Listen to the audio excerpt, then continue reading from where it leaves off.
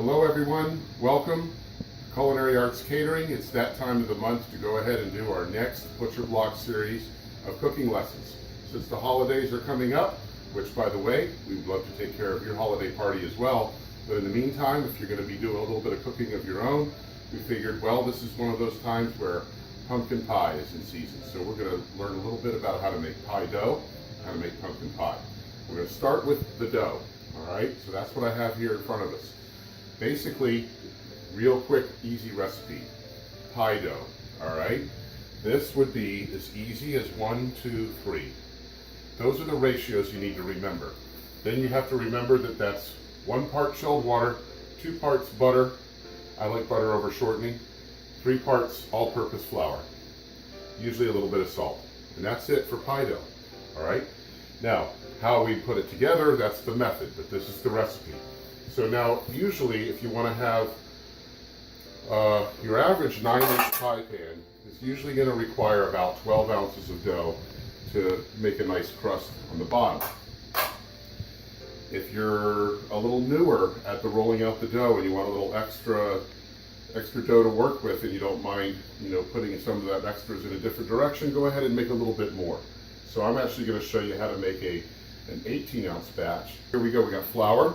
Now, when it comes to that 9 ounces of flour, some may just put that in a cup and say that's a cup plus an ounce, but when it comes to flour, it doesn't really, depending on whether it's been sifted or whether it's been compacted for a while, it's hard to measure with cups. You really only know when you use weight. So I really prefer weight for flour. So I have weighed this out and that is 9 ounces of flour.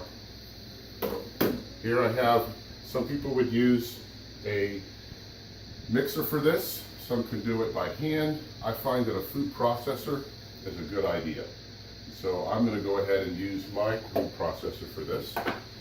When it comes to the salt, how much? I would say that for each of those 1, 2, 3s, you would make it a half a teaspoon of salt. So there's a half. I'm making it sort of like a triple batch. If you put butter in there right out of the refrigerator, it might be a little too hard. So you want to let it temper just slightly. So I've let this sit out for about maybe 10 minutes. And now I've cut it also into, this is 6 ounces of butter. 1 stick is 4, here's a half a stick, that's a total of 6. Cut them into sort of slightly smaller chunks just to help break it down a little bit. Now before we add the water, we want to go ahead and chop this up just a little bit, but not too much. We want it to be little balls about the size of a pea. I like the pulse feature for this.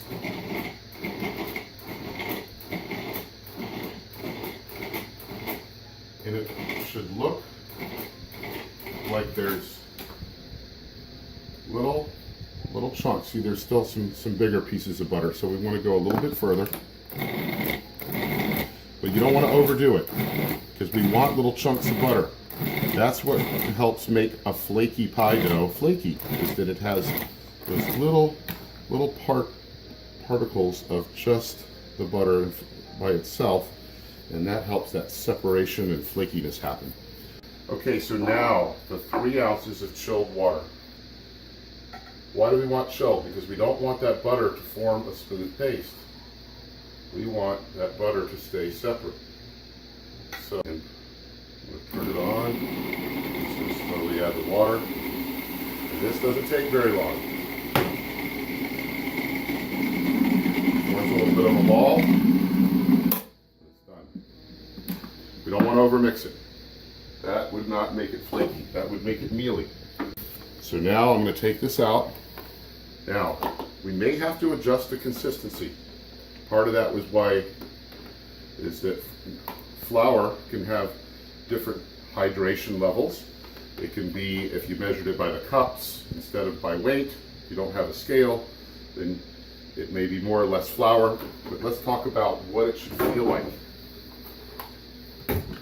Pie dough should feel where if you take your dry fingers and you were to touch it, your fingers come off dry.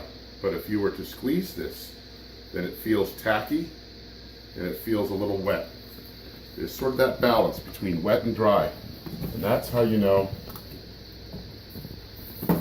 the dough, and this dough actually is quite perfect. So what I'm going to do now is, I'm going to take this, I'm going to put it down here, and I'm just going to, you can leave it in a ball, but I say right now, we're going to have to roll this out later.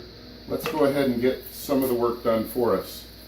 Let's go ahead and make this, leave this a little bit loose, press this down, get part of that pie circle already taken care of in this stage while it's nice and soft.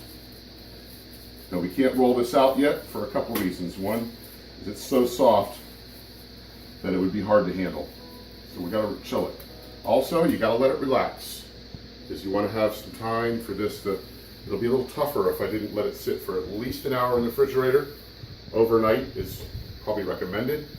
And if you want, you could put this in the freezer, make this in large batches, pull out little batches when you need it. Freezes very well. All right, so that's how to make pie dough. Next, we'll be rolling it out into our tin. Hey, now we're back. We have our pie dough here so that we can go ahead and make our pie shell. This has been resting overnight, and now we can go ahead and unwrap it. If you take it right out of the refrigerator, it might still be a little firm. This has been sitting out about 10-15 minutes, and if I push my finger in there, it has just a little bit of give. That's good, okay? If you try to take it right out of the refrigerator, it might not want to move yet because the butter is kind of solid.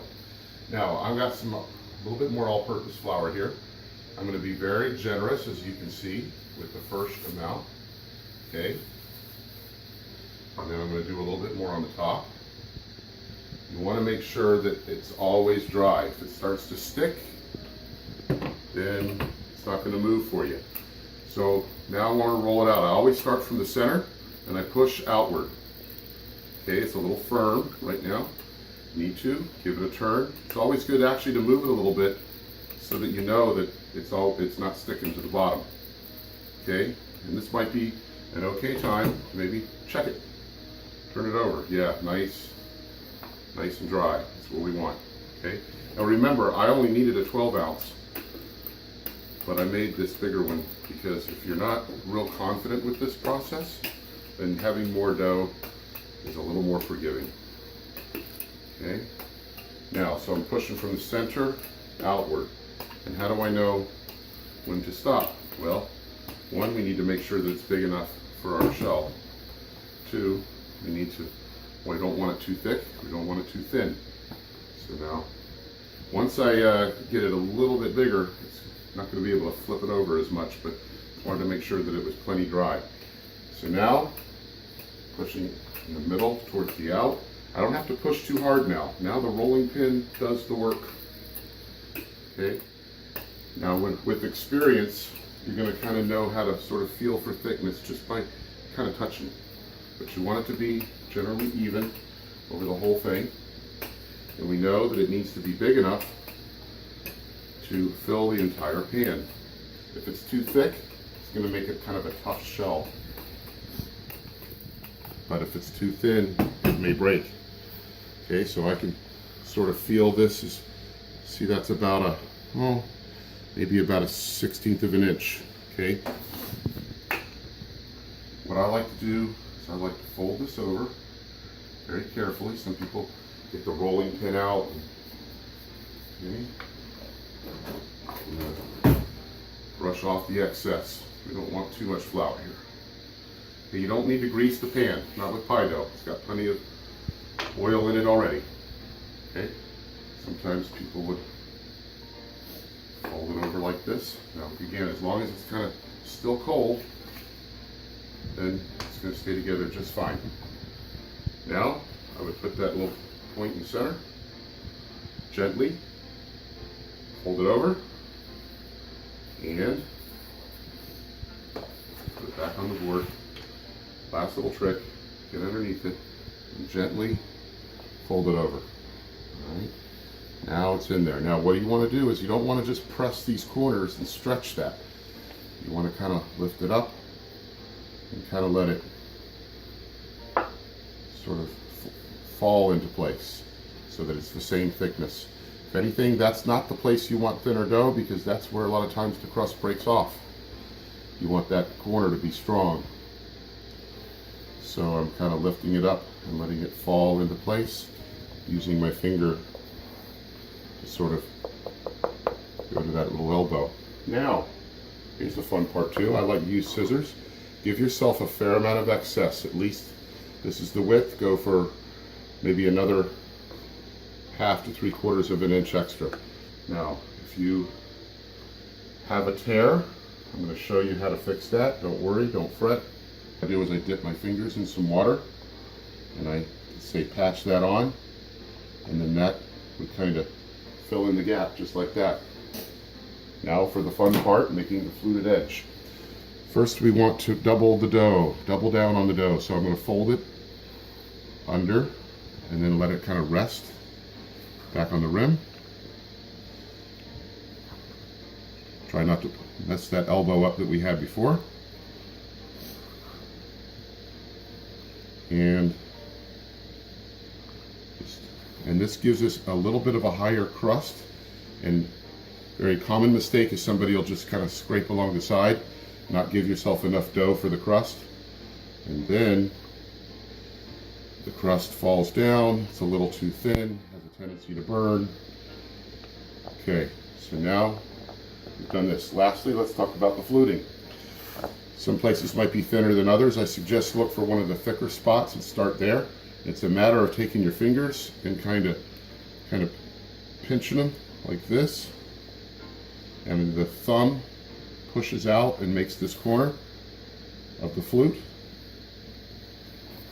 You don't have to use fluted edges, but it's pretty. As I put it in the freezer for about 5-10 minutes, and then it makes it nice and firm. So that's what we're going to do next, and then we'll show the pre-baking process. Back, and now we have our pie shell that we already formed and fluted, and now it's a little firmer because we put it in the freezer for about 10 minutes. We want to do a pre-bake.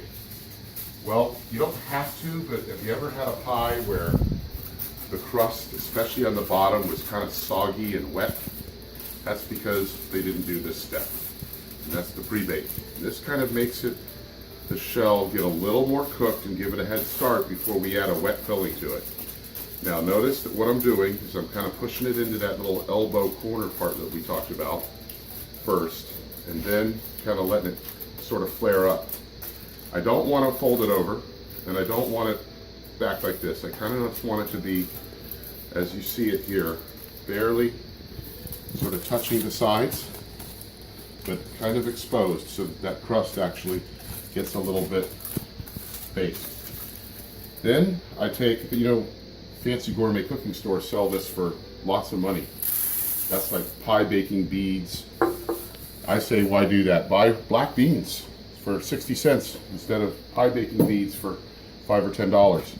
What this does is it kind of weights down the foil, kind of keeps it pressed. So if I didn't do this, then it would have a tendency to rise inside and not be weighted down. So anyway, now this is going to go onto a sheet tray, and then I'm going to put it into a 400-degree oven, which will kind of toast it without getting too cooked, and that's going to take approximately 15 to 20 minutes, but we're going to be able to lift it up and see that it's getting close. It won't be dark, it'll just be slightly par baked. All right, so we'll come back and take a look at that when it's ready. Now it's time. It's been about 15 to 20 minutes.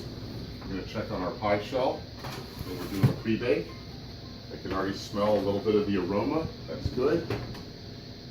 In order to know if it's done, when we just slightly peel away the foil, you'll see that the dough is starting to turn from opaque to white, but it didn't really brown. Maybe a little browning on the edge is okay. Peel it all away gently, and then just lift that up, take that away. And that is our par-baked pie shell, and that will definitely prevent the gumminess that can happen by not going through this step. Okay, for our pumpkin pie, we're now ready to do one of our last steps. So that is to make the filling. We already have the shell now. So how are we going to do that? Well, we're going to use obviously pumpkin puree, and we're going to use evaporated milk. And they tend to make these for one pie. It kind of is convenient that way. So typical pumpkin puree is 15 ounces. Typical evaporated milk is 12 ounces, and that's exactly the combination that you need. We're going to go with 2 eggs, and then we got our flavorings. So we've got a little bit of ground ginger. I prefer this over powdered ginger, but you can use that, probably half as much powdered as you would with fresh. We have some kosher salt. We have some cinnamon, which is right up there with kind of a requirement. And then some recipes call for ground cloves. I like ground mace. It has a little bit of a clove flavor, but it's a little bit more subtle. So in order to do this, we're going to start by mixing in 3/4 of a cup of sugar, okay? So the sugar goes in the bowl. I like to put the cinnamon and the spices in with the sugar. It helps develop it. If you just put it in with the wet cinnamon, it might form little balls. So anyway, we're going to go ahead and measure out an even 1 tablespoon of cinnamon, 1/2 teaspoon of the mace. If it were cloves, it would be 1/4 of a teaspoon. Okay, 1/2 teaspoon of the kosher salt. Now the ginger is sort of a wet ingredient in this case, so I'm going to wait. But now you blend that together, you'll see that the cinnamon and the sugar and the spices all blend equally, and we like that. Okay. Now I'm going to grab a larger bowl, and I'm going to go ahead and crack the eggs. I like having a separate bowl for eggs to crack them in first, just in case you got a little shell in there. Don't want any shells. Looks like we got that taken care of pretty well. So now we're going to go ahead and take our pumpkin puree, put that into the bowl first. Rubber spatulas are real handy for getting all of it out. Okay. Takes care of that. Now the next ingredient would be, I'd like to go ahead and go with the eggs because they have a tendency to be easier to blend before you add the evaporated milk. So it kind of breaks them up a little bit more. Yeah? Okay. Now we can go ahead and add evaporated milk. It doesn't have to be slow, but it tends to incorporate. You can see how I added a little bit at a time. It doesn't all move around on me. It all blends in a lot easier. So we want to beat this till it's smooth. I guess you really couldn't overbeat it, but don't want to waste time, but we don't want chunks. That looks pretty smooth. Okay, so now's a good time for that ginger. Here I'm going to add a full teaspoon of ground ginger. That takes care of that. Make sure that that gets incorporated well. Then I have my cinnamon and sugar and spice mix. This is really easy, folks. Really easy. Real simple. Okay? And that, blend it together. Mix up the pumpkin pie filling. Now we're ready to go ahead and fill the pie. There's our pre-baked shell. If done correctly, it should be just the right amount.